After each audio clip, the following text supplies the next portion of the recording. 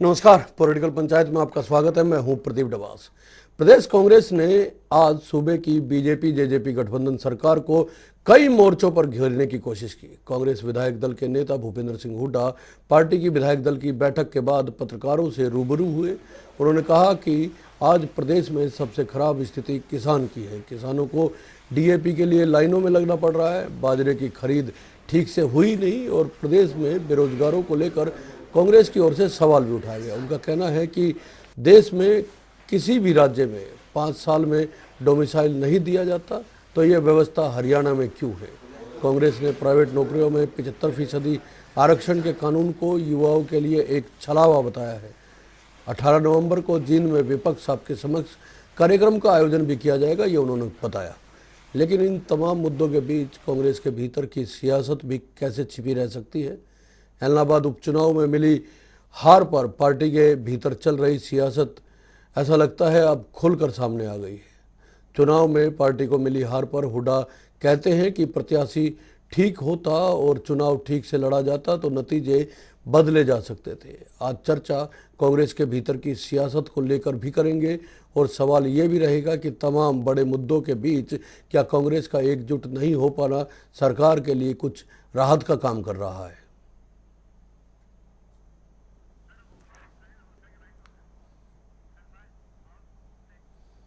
जी, पहले सुन लेते हैं क्या कहा भूपेंद्र सिंह हुड्डा ने विधायक दल की बैठक के बाद। 52 रखा और बाजरा बिका 800-900, वैसे भाव उसका 2250 एमएसपी नहीं मिला। और ये कोई वो बात नहीं, आपके अखबारों की मैं इतनी ढेर सारी वो दे सकता हूँ कटिंग, जिसमें ये है बाजरा का नहीं मिला। इसी प्रकार से धार की और कहीं मंडी बंद कर रहे हैं, कहीं ताला लगा रहे हैं और इन्हें ऑल ऑफ सडन खरीद बंद कर दी और एमएसपी नहीं दे रहे उसकी। और धान खरीद में आज से 2 साल पहले भी कहा घोटाला हुआ कि हम जांच कराएंगे, उसकी जांच की रिपोर्ट कहाँ है कि भाई खाद की कोई कमी नहीं है हरियाणा में। तो मेरा एक ही सवाल है, खाद की कमी नहीं है तो मेरी बहन बेटियां लाइन में क्यों खड़ी है? क्यों अखबार वाले फोटो देते हुए एक एक कट्टे के लिए सवेरे बैठती हैं शाम तक जाती है? कमी नहीं है तो ऐसा तो मैंने कभी सुना नहीं, कभी देखा नहीं हमारी बहन बेटियां लाइन में खड़ी हो। कांग्रेस पे तो बाई इलेक्शन बड़ौदा भी था, लेकिन ये होता है इसमें, जब भी मैं कह रहा हूँ उसकी गहराई से हमारे पार्टी को विचार करना चाहिए, क्योंकि जो उम्मीदवार था वो चुनाव ही नहीं लड़ा। जो मैंने वो ऑब्जर्व किया, जिस तरह चुनाव लड़ा जाता उम्मीदवार को लड़ना चाहिए था, उस हिसाब से चुनाव नहीं लड़ा, प्रयास नहीं करे उसने। ये भी एक हो सकता है, लेकिन और भी कारण हो सकते हैं, क्योंकि वो वहां से चुनाव लड़ चुका था, लोगों का रुझान देखा होगा, उस हिसाब से बता दिया। जी, कांग्रेस मुद्दे तो तमाम उठा रही है, वो बातें जो लोगों के सरोकार से जुड़ी हुई है, वो तमाम मुद्दे जिनका सीधा वास्ता आम नागरिकों से है। लेकिन कांग्रेस के भीतर क्या चल रहा है वो भी भूपेंद्र सिंह हुड्डा ने बता दिया कि प्रत्याशी ठीक नहीं था, चुनाव नहीं लड़ा गया। इससे पहले पार्टी के प्रदेश अध्यक्ष की ओर से जो बयान दिए गए वो भी सबको मालूम है, एक दूसरे के ऊपर निशानेबाजी, छीटाकशी, ये सब कुछ चलता है। तमाम मुद्दे होने के बावजूद सवाल यही है कि क्या पार्टी इनको भुना भी पाएगी। कांग्रेस प्रवक्ता खालिद चहलका साहब हमारे साथ हैं, बीजेपी प्रवक्ता विदु रावल साहब हमारे साथ हैं और विजेंद्र रेड्डू साहब इंडियन नेशनल लोक दल से हमारे साथ है। लेकिन पहला सवाल खालिद साहब आप ही से है। जींद में 18 तारीख को विपक्ष आपके समक्ष कार्यक्रम का आयोजन किया जाएगा। तमाम बातें बताई हैं, बाजरे की खरीद नहीं हुई और बेरोजगारी को लेकर घेरने की कोशिश की गई, लेकिन घेर तो कांग्रेस आपस में ही एक दूसरे को रही है। कैसे आप इन मुद्दों को लोगों के बीच में लेके जाएंगे? देखिए डबा साहब, इस समय सबसे महत्वपूर्ण ये है कि प्रदेश के लोगों के साथ सरकार की ओर से क्या चल रहा है। मुद्दे ये हैं, मुद्दे ये नहीं है कि हमारे अंदर क्या चल रहा है, मुद्दे ये है कि हम कितनी मजबूत से जनता के मुद्दों को उठा सकते हैं। इस समय प्रदेश की अगर हम बात करें तो प्रदेश का कोई भी तबका, चाहे इस प्रदेश के कर्मचारी हों, चाहे इस प्रदेश के बेरोजगार युवा हों, चाहे इस प्रदेश के आंगनवाड़ी वर्कर्स हों, चाहे प्रदेश के और दूसरे कर्मचारी। खाली साहब, हर वर्ग मैं बड़ी विनम्रता के साथ आपको रोक के एक बात कहना चाहूंगा। देखिए, आपकी पार्टी अपने आप को बड़ी पार्टी बताती है, मुख्य विपक्षी दल है। अगर पार्टी के भीतर कुछ भी ऐसा चल रहा है जो लोगों को जानना चाहिए निश्चित तौर पे, और आपके बड़े नेता ही जब लोगों के सामने, पत्रकारों के सामने आके इस तरह के बयान देते हैं तो निश्चित तौर पे उस पर चर्चा भी होनी चाहिए, बातचीत भी होनी चाहिए। और कांग्रेस का तो जो हाल पिछले 2014 से लेके अब तक देखने को मिला है, कांग्रेस के भीतर इतने धड़े हो चुके थे कि अब तो गिनना भी मुश्किल लगने लगा है। तो ऐसे में लोग भरोसा क्यों करेंगे, सवाल यही है।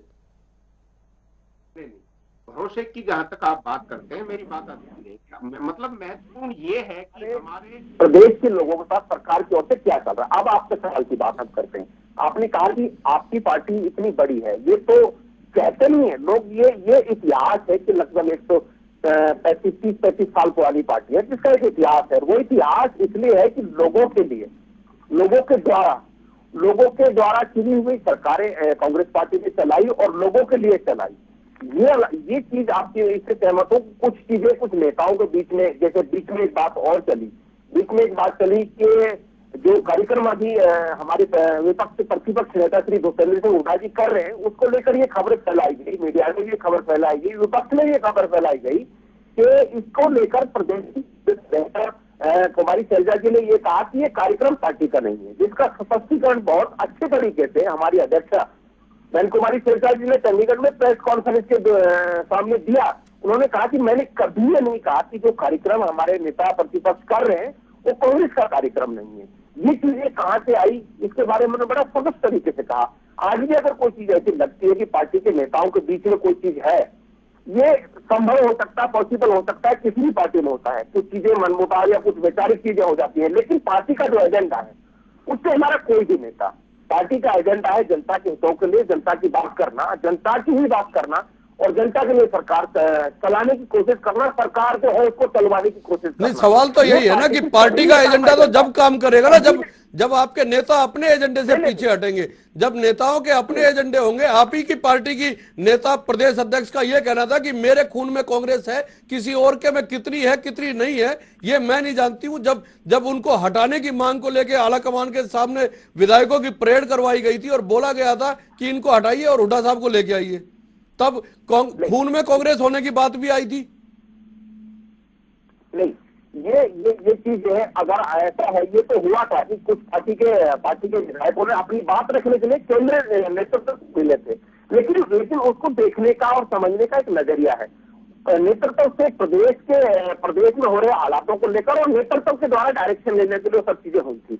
लेकिन अगर ऐसा लगता है ये भ्रम है, मैं समझता हूँ कि इस समय महत्वपूर्ण ये है कि प्रदेश के लोगों के मुद्दे और प्रदेश की जनता के मुद्दे हम कितनी मजबूती से उठा सकते हैं, और वो कांग्रेस का एजेंडा। अगर आपको लगता है कि कोई भी नेता उस एजेंडे से भटक गया है तो मैं आपकी बात से सहमत हूँ।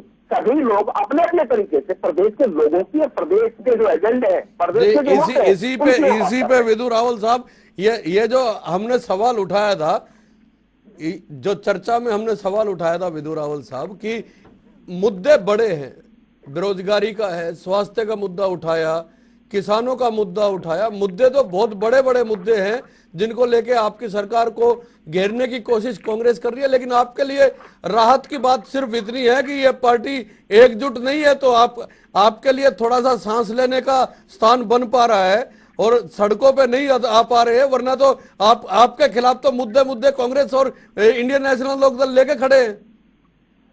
प्रदीप जी, जिस मजबूती के साथ, कठोर परिश्रम और तपस्या के साथ कांग्रेस के लखते जिगर और गांधी परिवार के चश्मे बदूर आदरणीय राहुल गांधी जी, महात्मा गांधी जी के कांग्रेस मुक्त भारत के स्वप्न को पूरा करने हेतु युद्ध स्तर पर कार्य कर रहे हैं, उसके चलते कांग्रेस देश में कुछ दिनों की मेहमान बची है।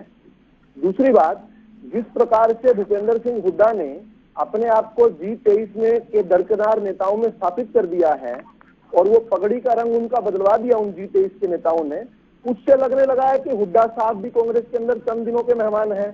तो कभी कभी अपनी प्रासंगिकता बताने के लिए कि वो मौजूद हैं यहाँ पर, कोई भूल ना जाए उन्हें, इसलिए वो इस प्रकार की बिना इंफॉर्मेशन के प्रेस कॉन्फ्रेंस करते रहते हैं। नहीं नहीं, इंफॉर्मेशन तो इसको आगे इसकी आ गई थी विद्युत राहुल साहब। सवाल तो ये है कि कांग्रेस जिस तरीके से मुद्दों को उठा रही है, आपके लिए सिर्फ इतना है कि वो मुद्दे आपके लिए दिक्कत नहीं बन पा रहे हैं क्योंकि कांग्रेस एकजुट नहीं है, लेकिन मुद्दे तो बड़े हैं ही। क्योंकि हम लोग काम करने में दिन रात जुटे रहते हैं, जनता की सेवा करने में, हरियाणा को देश में अव्वल राज्य बनाने में जुटे हुए हैं और बहुत सारे सूचांक पर हम अव्वल राज्य हैं इस समय। किसान हित के मामले में अव्वल हैं हम, स्वास्थ्य सेवाओं के मामले में हमने सभी बड़े राज्यों में सबसे अच्छा काम किया है। किस प्रकार बेरोजगारी जो इन लोगों की पर्ची खर्ची सिस्टम के कारण भी थी और इनकी अकर्मण्यता के कारण भी थी, उसके बावजूद भी मैं तो आपसे एक विनम्रता पूर्वक एक बात कहना चाहता हूं। देखिए, इनकी बड़ी विचित्र सी स्थिति है। जो कांग्रेस की हरियाणा की अध्यक्षा हैं शैलजा, उनको भूपेंद्र सिंह हुड्डा अध्यक्ष नहीं मानते, विधायक उनके अध्यक्ष नहीं मानते, और इनके जो कांग्रेस लेजिस्लेटिव पार्टी के जो लीडर हैं भूपेंद्र सिंह हुड्डा, उनको कांग्रेस वाले अपना नेता नहीं मानते।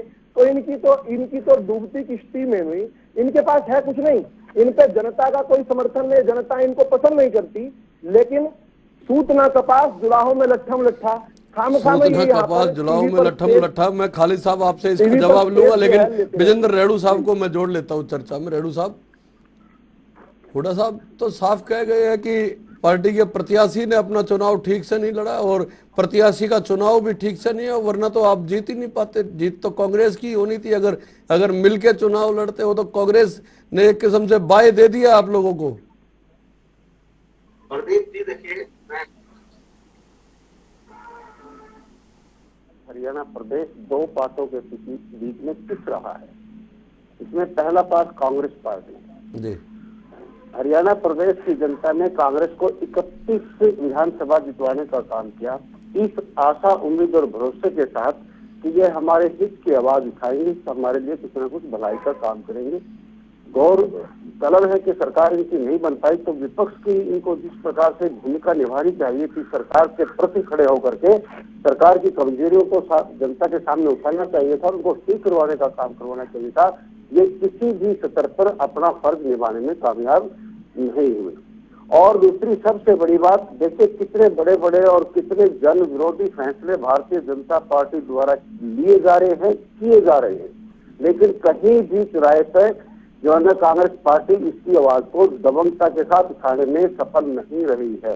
इसके अलावा जो भूपेंद्र सिंह जी और कुमारी शैलजा जी, रणदीप सुरजेवाला जी, मैं तो ये कहना चाहूंगा कि कांग्रेस अध्यक्ष वर्सेस नेता प्रतिपक्ष वर्सेस राष्ट्रीय प्रवक्ता, ये कम से कम 2 वर्सेस 3 के बीच में जोड़ने पड़ेंगे। कितने बड़े सहज अंदाज में भूपेंद्र सिंह जी ने कह दिया कि सिलेक्शन और इलेक्शन होता है जीत का मुद्दा। इसका मतलब सिलेक्शन जो किया गया है उससे भूपेंद्र हुड्डा बिल्कुल नाराज है और टोटली एक ठीकरा उसके ऊपर फोड़ना चाहते हैं। वही भूपेंद्र हुड्डा वहां जाकर के इलेक्शन में कहते हैं गोपाल कांडा मेरा बड़ा अच्छा मित्र है। तो इस प्रकार से इनका तो सरकार से उलझने के बजाय ये धड़े आपस में ही उलझे हैं, सत्ता पक्ष और विपक्ष अंदर ही बना लिया और अंदर ही झगड़ रहे हैं, जिससे हरियाणा प्रदेश की जनता को बहुत भारी नुकसान उठाना पड़ रहा है। अब बात करते हैं दूसरे पार्ट की, क्योंकि हरियाणा प्रदेश मैंने शुरुआत में कहा 2 पार्टों के बीच में पिस रहा है। विधु राहुल जी बड़े मुस्कुरा रहे हैं क्योंकि अच्छी जो सही सच्ची बात है, किसान आंदोलन कितना बड़ा मुद्दा है।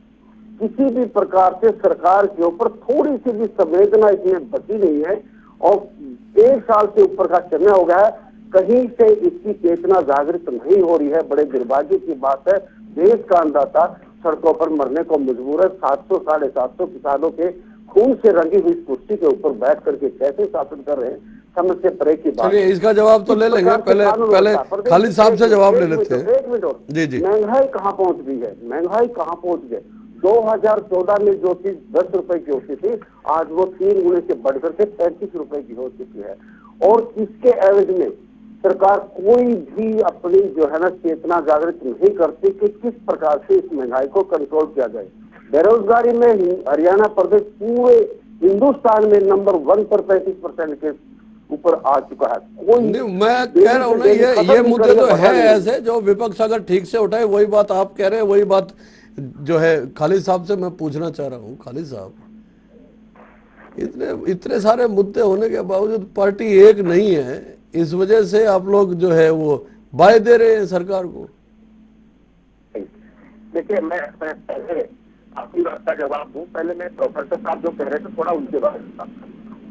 प्रोफेसर साहब ने जिक्र किया श्री राहुल जी का। प्रोफेसर साहब आप समझिए, राहुल गांधी इस देश के उन युवाओं को भरोसा है जिनको राजनीति पार्टियां धकेल देती हैं, जिनको राजनीति में जगह नहीं दी जाती। राहुल गांधी उन युवाओं को भरोसा है जो देश की तरक्की की बात करते हैं।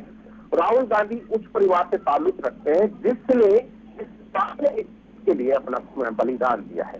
ये राहुल जी की बात है। कांग्रेस मुक्ति की बात करते थे रावल साहब, आप चिंता ना करें।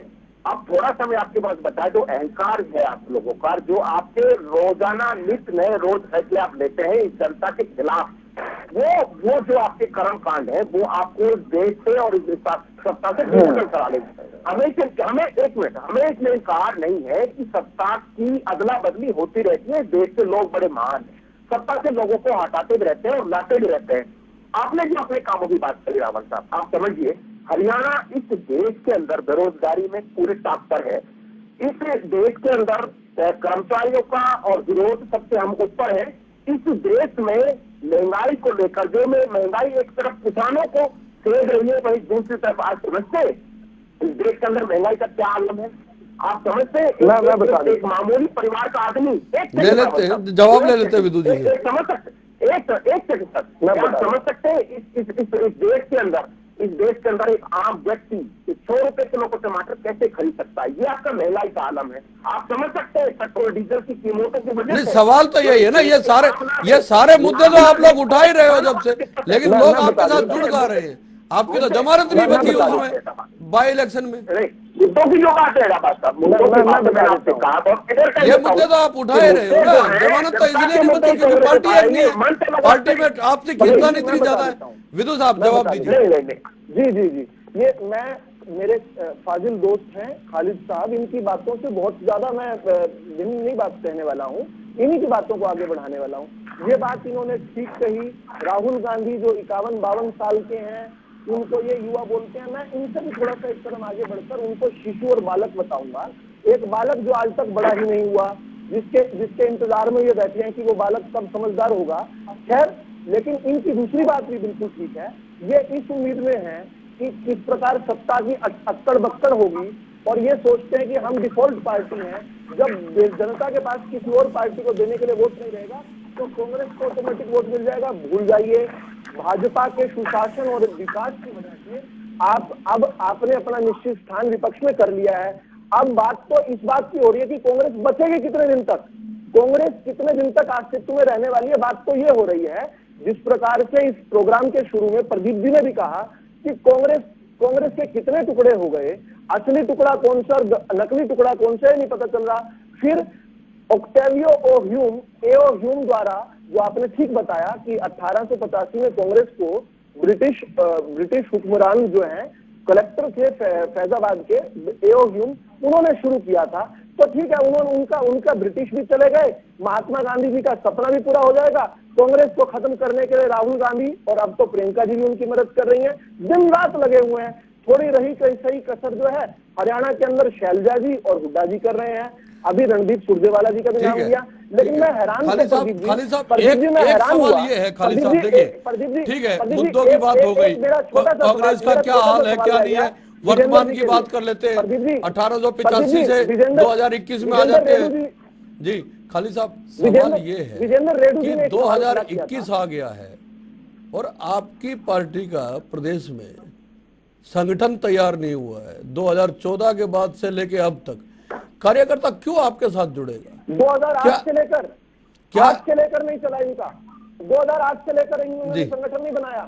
क्या उम्मीद के साथ कार्यकर्ता आपसे जुड़ेगा?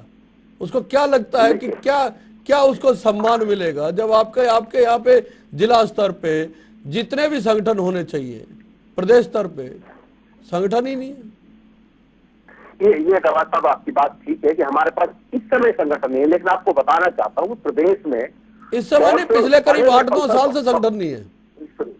सुनिए तो मैं समझ गया आपका संगठन नहीं है, आपका समझ नहीं है, समझ गया कुछ चीजें कुछ रुकावटें हैं, लेकिन ये आप समझ लीजिए कि इस समय प्रदेश में कांग्रेस पार्टी की सदस्यता चली हुई है और सदस्यता होने के बाद एक बहुत बेहतर संगठन जो जनता के हितों की बात करते हैं, जो जनता से जुड़े लोग हैं, इस प्रदेश को देखने को मिलेगा। कांग्रेस नेतृत्व उससे बहुत तेजी से काम कर रहा है। मैं समझता हूँ बहुत जल्दी आप सबको, मीडिया के लोगों को, इस प्रदेश के लोगों को ऐसा संगठन कांग्रेस पार्टी देगी जो इस प्रदेश के लोगों की और सरकार के जो जन विरोधी फैसले उनके खिलाफ आपको बहुत सारे लोग खड़े मिलेंगे। जहां तक कार्यकर्ताओं की बात है, कार्यकर्ताओं का तो रावल साहब इस प्रदेश और देश में कांग्रेस की कमी नहीं है। एक गांव में आप जाइए, आपको हर हाल में कांग्रेस का कार्यकर्ता वहां पे मिलेगा। वो समझता है देश सुनिए तो नहीं, आप सुनने के आपकी सुनिए मेरी बात, आप इतना आपको सुनिए मेरी बात, आपने आपकी 2 पार्टियों ने मिलकर चुनाव लड़ा, आपने सरकार के सारे काम संदेश लगाया, लगभग करोड़ों रुपया आपने पानी की तरह वहां पे बहाया। इसका खुलासा वहां के लोकल नेताओं ने, प्रत्याशियों ने बहुत मजबूती से किया। आपने किस तरह वहां पे चुनाव लड़ा, लोगों ने देखा, बावजूद उसके आप इस कार्य को सत्य नहीं मानते कि कमेटी अगर देश और प्रदेश में उपचुनाव होते हैं तो चुनाव हमेशा ये एक रूटीन होता है, सरकार की नीतियां भी अच्छी होगी और सरकार को हाथ में जाएगी। इन्होंने लेकिन एक सवाल का, एक सरल से सवाल का जवाब और दीजिए खालिद साहब, फिर मैं इंडियन नेशनल लोकदल के पास जाऊंगा। ये संगठन ना बनने की वजह आपसी खींचतान नहीं है क्या? नहीं, कुछ चीजें टाइम जैसे मैं समझ सकता हूँ कि कुछ ये मनसाए किसी के दिल में हो सकती है कि फला कोई पोस्ट में मेरा व्यक्ति होना चाहिए, लेकिन एक कांग्रेस की जो वरीयता है, कांग्रेस की लीडरशिप की जो वरीयता है, कांग्रेस लीडरशिप की ये वरीयता है कि कोई भी व्यक्ति जो पद पर रहेगा वो किसी भी व्यक्ति विशेष का या किसी नेता का होने के बजाय जनता का नेता होना चाहिए, वो कांग्रेस पार्टी के पद पर रहेगा। हो सकता है इस संगठन बनाने में दिक्कत आई हो, ये आपकी बात से मैं सहमत हूँ। जी, जनता के बीच का नेता होना चाहिए, ये उसी बयान से मिलता जुलता बयान है जो शादी की घोड़ी और रेस की घोड़ी का बयान एक दिया गया था कुछ साल पहले प्रदेश के पूर्व मुख्यमंत्री की। विजेंद्र रेड्डू साहब, एक प्रतिक्रिया आपकी ओर से। हाँ, ये खालिद भाई कह रहे हैं कि कुछ समय के बाद बहुत बढ़िया संगठन कांग्रेस का खड़ा मिलेगा। मैं उम्मीद करता हूँ कि अपने जीवन में देख लूं उसको तो मुझे अच्छा लगेगा, क्योंकि पिछले 8 साल से आज तक तो बना नहीं है। तो हम चाहेंगे कि अपने इसी जीवन में हम कांग्रेस के नए बड़े संगठन को हमें दिखाए। और इसके साथ साथ भाई साहब, ये जो मैं कहूँगा, कांग्रेस का दरअसल संगठन क्यों नहीं बन रहा और क्यों ये विपक्ष के मुद्दे नहीं उठा रहे, विपक्ष का फर्ज नहीं निभा पा रहे, क्योंकि कहीं न कहीं जो कांग्रेस का आज एक बहुत बड़ा दला है वो अंदर खाते भाजपा के साथ मिला हुआ है, वो भारतीय जनता पार्टी की सरकार की मदद कर रहा है। आपको याद होगा सेशन में जब नॉन कॉन्फिडेंस मोशन लेकर के आए थे भूपेंद्र हुड्डा जी, उनको पता था कि इनके पास इतनी संख्या नहीं है कि सरकार को गिरा देंगे, लेकिन सरकार को जीवन दान देने के लिए उन्होंने फिर भी उस नॉन कॉन्फिडेंस मोशन को रखा ताकि उसको 6 महीने की और गारंटी मिल जाए, सरकार का कुछ बिगड़े ना। अगर कोई संगठन नीचे टूट भी जाए तो भी सरकार बनी बनाई रहेगी। प्रोफेसर विदु रावल साहब, पहले इंडियन नेशनल लोकदल को आपकी बी टीम बताया जाता था कांग्रेस की ओर से, अब इंडियन नेशनल लोकदल ने कांग्रेस की आपको आपकी बी टीम बता दिया है। मतलब ये नूरा कुश्ती जारी है, दल बदल रहे हैं, लोगों को समझाने की कोशिश हो रही है कि सब कुछ ठीक ठाक हो रहा है, आप लोग मिलकर लोगों के मुद्दे बरगलाने की कोशिश कर रहे हैं। ये आरोप विजेंद्र रेड्डू साहब की तरफ से लगाया गया है। राज्यसभा सांसद को जिस प्रकार से मदद दी गई थी, भूपेंद्र हुड्डा ने पेंशन बदलवाने का काम किया था। जवाब ले लेते हैं, आप ही के सवाल पे जवाब ले रहे हैं, बोलिए। हमारे सभी विरोधी पार्टियों में एक बात की पूरी सहमति है, वो लोग आपस में तय कर ले कि बी टीम कौन सी है। उनमें एक बात की पूरी सहमति है कि बीजेपी जो है वो ए टीम है, और वो जो ए टीम है वो केवल हरियाणा की ए टीम नहीं है, वो केवल भारत की ए टीम नहीं है, वो विश्व की सबसे बड़ी पार्टी है, वो कार्यकर्ता आधारित पार्टी है जिसमें गरीब परिवार का बच्चा जो है आगे बड़ा होकर अपनी योग्यता के दम पर, अपने मेधावीपन के दम पर देश का प्रधानमंत्री बन सकता है, प्रदेशों का मुख्यमंत्री बन सकता है। ये भारतीय जनता पार्टी ने देश के गरीब व्यक्ति के अंदर ये विश्वास जताया है कि पॉलिटिकल आप लोगों के एक ना होने की वजह से पार्टी में इतने क्या कहें तनाव या इतने गुट होने की वजह से अब आप पे यह भी आरोप लग रहा है कि आप सरकार के साथ मिलकर बैटिंग कर रहे हैं। नहीं, ये जो रेड्डी साहब जो लगा रहे हैं, भाजपा को प्रवक्ता जो कह रहे हैं, उनको समझना चाहिए कि आप ये बताइए, सुभाष जरा राज्यसभा में गए थे, उसके अलावा मदद की थी कि नहीं की थी? नहीं, आप राज्यसभा में की मदद की थी नहीं की थी कांग्रेस? क्या जवाब खालिद साहब बैठे हुए रेड्डी साहब सुन लीजिए। देखिए, इस प्रदेश के इतिहास को ऐसे मिटाया नहीं जा सकता। इस प्रदेश के अंदर आरएलडी के साथ बीजेपी ने मिलकर सरकार चलाई है और सबने देखा किस तरह की सरकार खुले तौर पर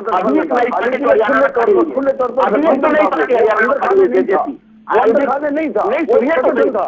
आप सुनिए तो सही, इससे तो अच्छा नहीं लगता है रेड्डी साहब। आप सुनिए, इस समय जो आरएलडी से टूट के दूसरी पार्टी बनी, इस समय जो आरएलडी से टूट के दूसरी पार्टी बनी बीजेपी, वो भी आज भाजपा के साथ सत्ता में है और वो किस तरह से सत्ता में आए किसी ने देखा।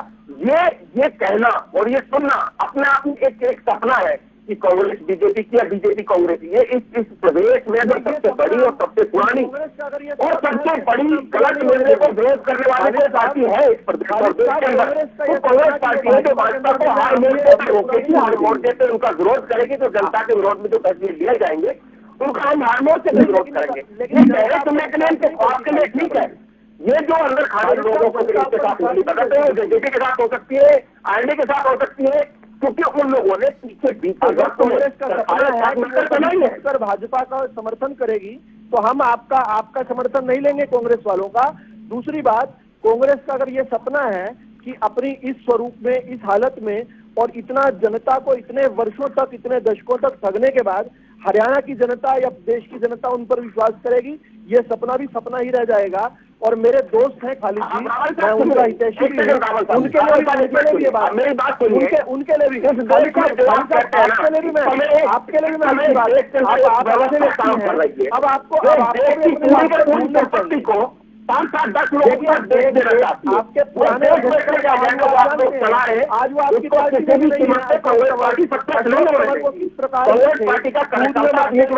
निकाल दिया। कांग्रेस पार्टी का हर कार्यकर्ता जनता के विरोध में लिए आखिरी दौर में है चर्चा आखिरी दौर में है। मैं छोटी छोटी टिप्पणियां लेके वाइंड अप करूंगा।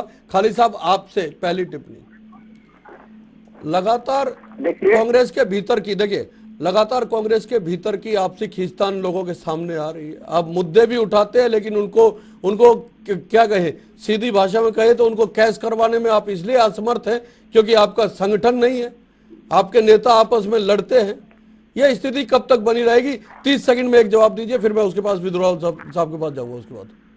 दमन साहब, आपको बहुत विश्वास से मैं आपको बताता हूं कि प्रदेश के मुद्दों को लेकर कांग्रेस सजग है और पार्टी के अंदर जो चीजें हैं उन पर भी बहुत कड़ी निगरानी केंद्रीय नेतृत्व की है। आप उम्मीद कर सकते हैं कि इस प्रदेश में एक बेहतर संगठन कांग्रेस पार्टी देगी और बेहतर तरीके से ये सरकार जो जन विरोधी सरकार है कांग्रेस पार्टी को हटाने का काम करेगी। विदु राहुल साहब जी, भारतीय जनता पार्टी के शासन में जनता को विश्वास है। जब हरियाणा प्रदेश का कोई बच्चा जब रात को सोता है, जब देश का कोई बच्चा सोता है तो वो निश्चिंत होकर सोता है कि देश की कमान देशभक्त पार्टी के नेताओं के हाथ में है। चाहे प्रधानमंत्री मोदी जी हो, चाहे मनोहर लाल जी हरियाणा के मुख्यमंत्री हो, प्रदेश की जनता और देश की जनता विश्वास करती है।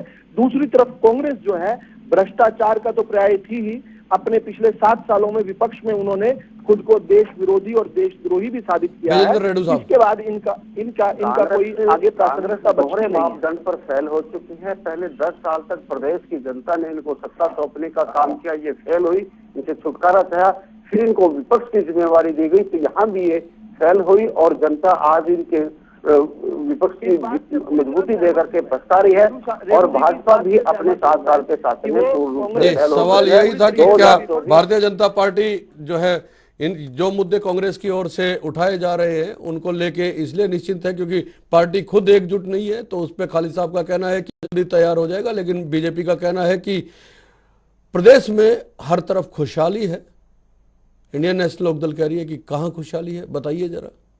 कांग्रेस को बी टीम बताया गया है। यह सियासत है, इस तरह के आरोप प्रत्यारोप लगातार चलते रहते हैं, पार्टियों के भीतर की सियासत होती रहती है। देखते रहिए, अभी तो 2021 है, 24 आने में वक्त है और बहुत से रंग देखने को मिलेंगे। बहुत बहुत धन्यवाद, नमस्कार।